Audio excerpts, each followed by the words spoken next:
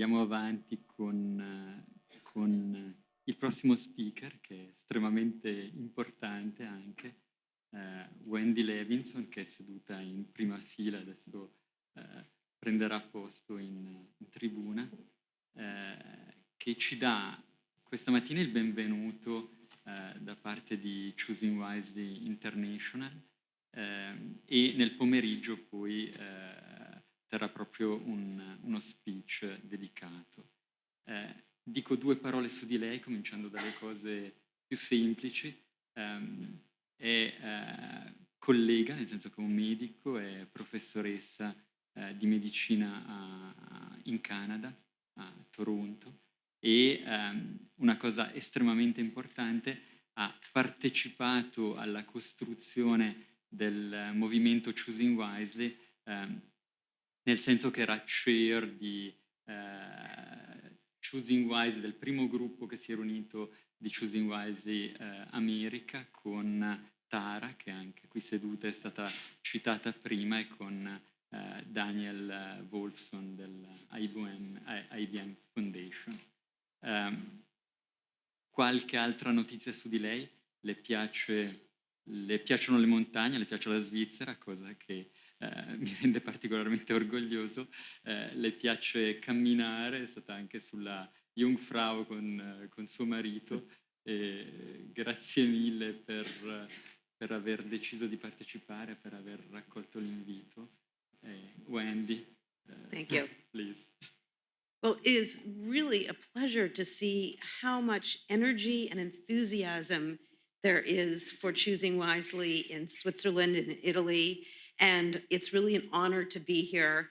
And I have an opportunity to give you a few opening comments and then to tell you more about the program in Canada and the international program later.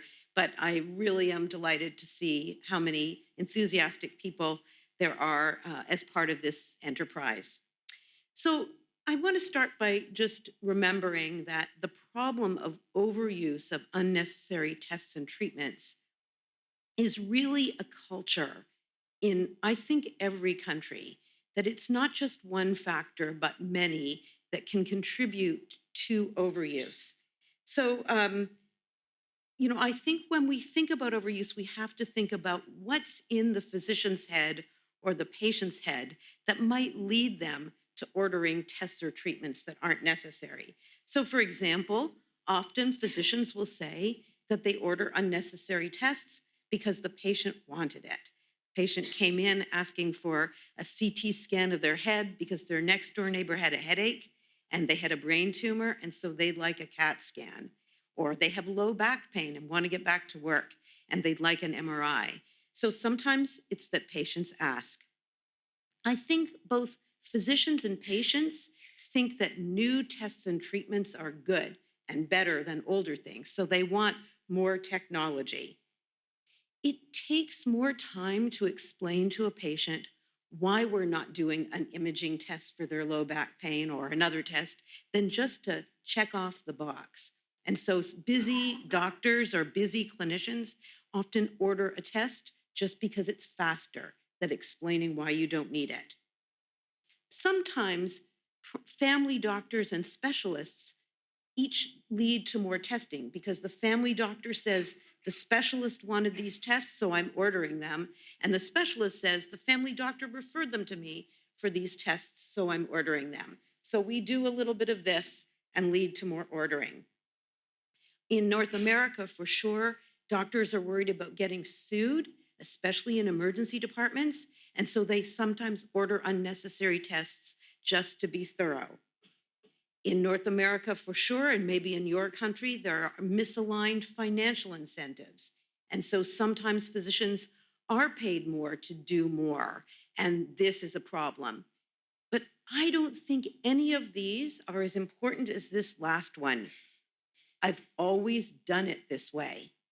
We learn in medical school and in our training to always investigate patients with these tests. And so those patterns of behavior stay with us for a long time. And all of these factors then contribute to overuse.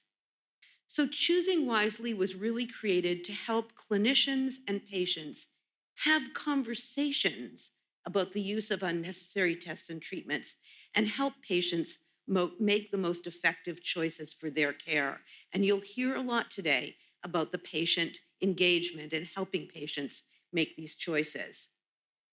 The principles of the campaign are very straightforward.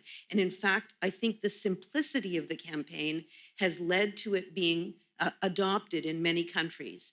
The first and most important, I think, is it is really clinician led.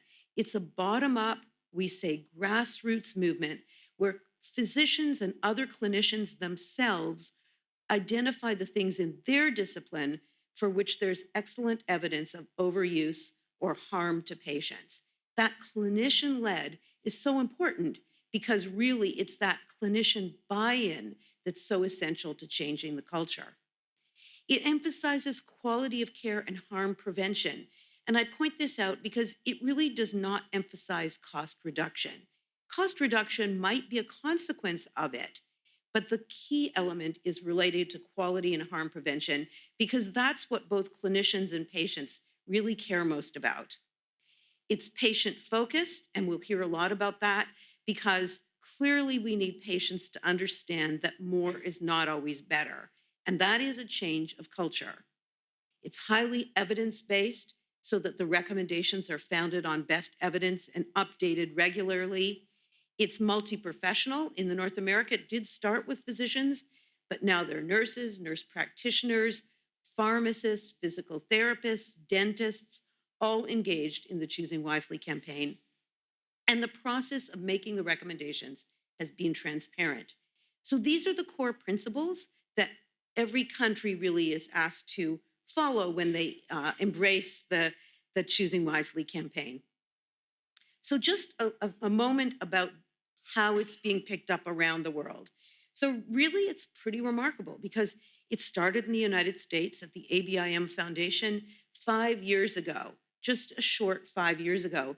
And I can tell you that when we created Choosing Wisely, we actually never planned to export it. We never dreamt that it would be spread in other countries around the world. We were just focused on trying to improve healthcare in the United States, which is a big challenge. Then it started in Canada and Australia. And then Italy was very early on in adopting Choosing Wisely in Europe, and then Switzerland. And since then, many European countries. It's now in New Zealand, in Japan, and in fact, there are over 20 countries engaged in Choosing Wisely now. And we just a few days ago had a meeting of the leaders of all these countries coming together in Amsterdam to share with each other our experiences and learn from one another about how to implement the Choosing Wisely campaign. So it is really interesting to think about what has led to Choosing Wisely spreading. And perhaps through the course of the day, you will hear some of the things that maybe have contributed to this.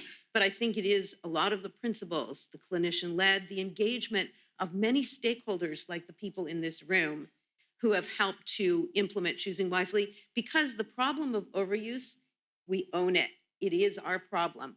We created the problem in medical care, and now we need to really see how we can change that culture for the best of our patients. So I'm really delighted to be here. It's great to see the level of enthusiasm in your country, and I look forward to sharing a little bit about the specifics later on in the day. Have a great day.